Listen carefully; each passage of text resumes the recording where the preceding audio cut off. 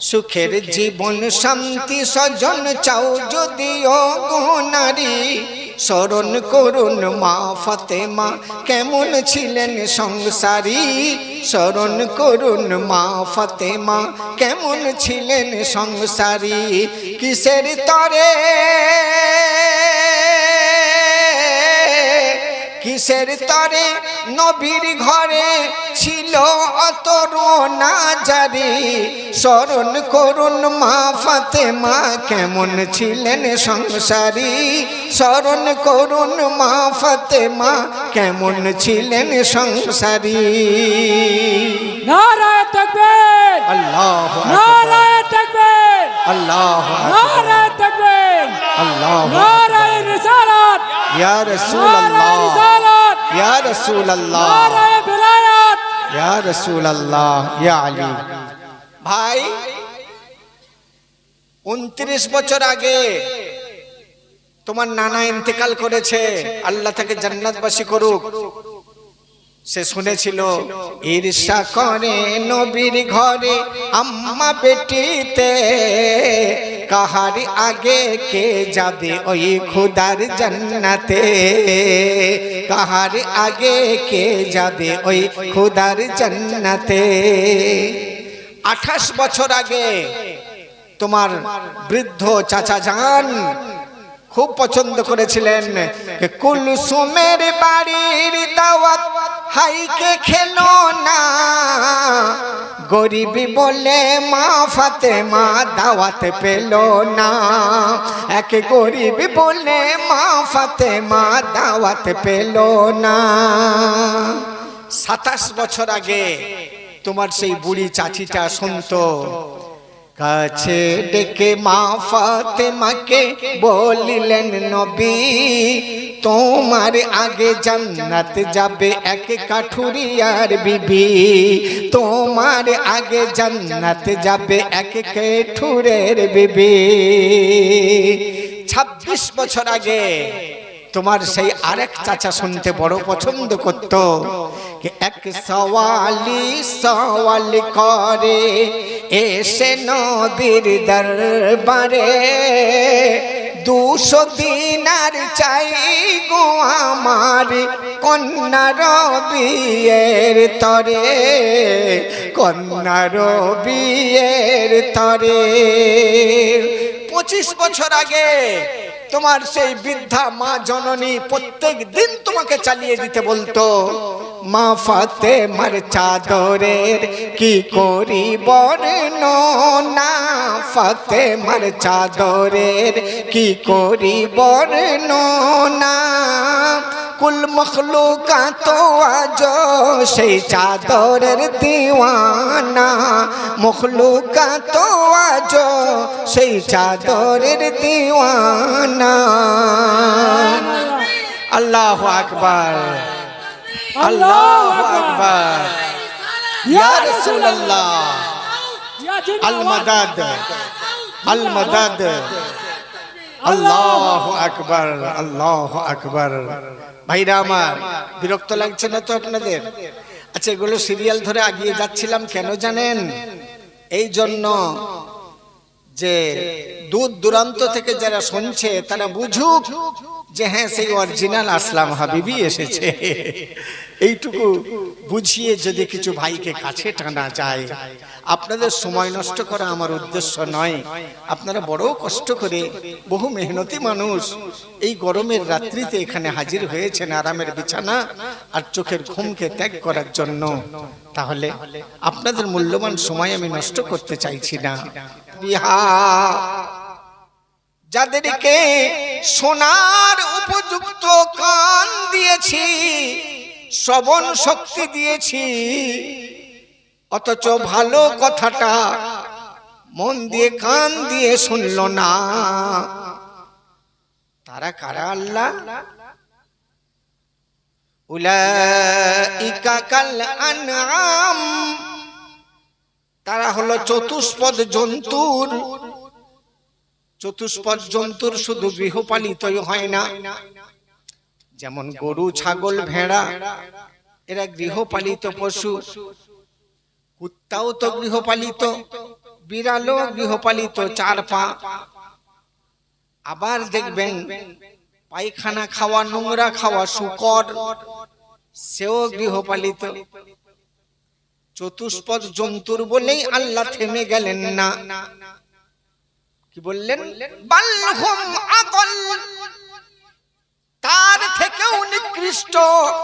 তার মানে শুয়োরের চেয়েও নিকৃষ্ট। চিন্তা করুন, কাদের বলছি? এদের যদি বলা হয় সিংহের বাচ্চা, খুব খুশি। ওহ, বাঘের বাচ্চা, খুব খুশি। আর যদি বলে হয় জানোয়ার, তখন কিন্তু মেরে দেবে। এতই বোকা মানুষ আমরা।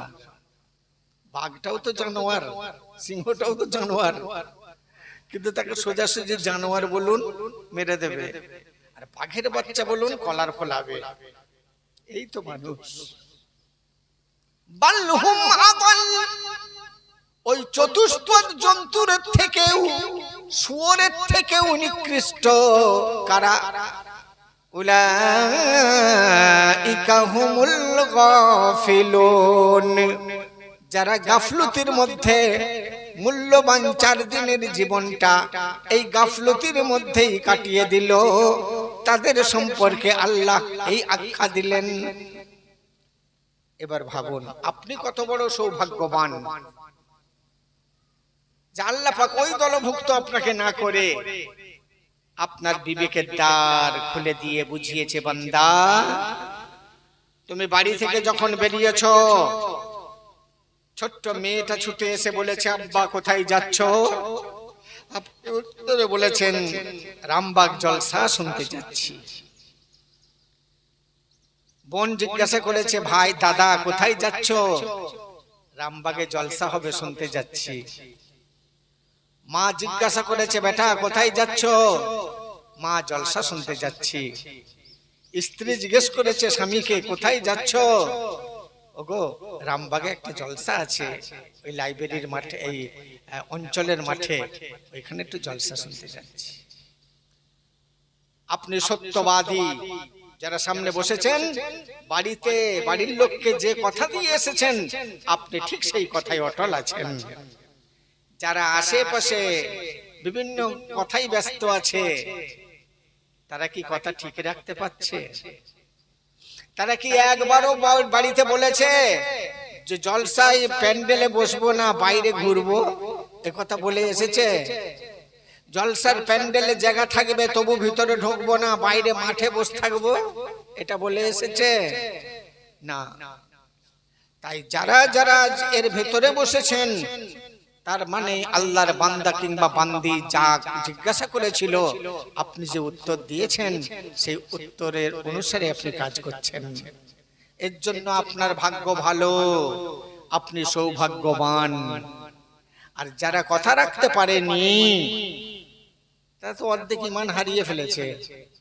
কারণ আল ওয়াদাউ নিসফুল ঈমান, নবী বলছেন, ওয়াদা করে কথা দিয়ে কথা রাখার নাম হলো ইমানদার। যদি কেউ কথার খেলাফি কাজ করে, সে কিন্তু অর্ধেক ঈমান হারিয়ে ফেললো, বাকি আধখানা ইমানদার।